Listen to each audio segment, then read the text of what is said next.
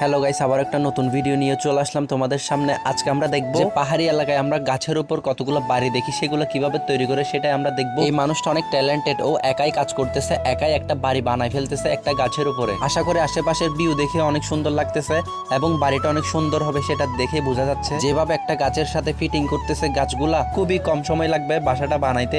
খুব সুন্দরভাবে সে ডিজাইনিং করতেছে।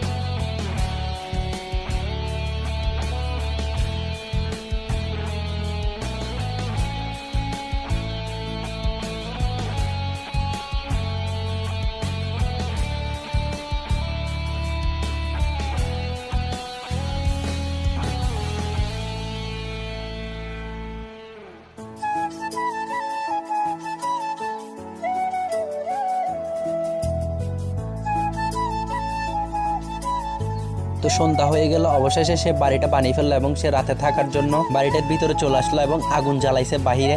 খুব সুন্দরভাবে বাড়িটা বানিয়েছে। তোমরা যদি এই ভিডিওটা দেখে ভালো লাগে তাহলে সাবস্ক্রাইব করে আমাদের পাশে থাকতে পারো নতুন নতুন ভিডিওর জন্য।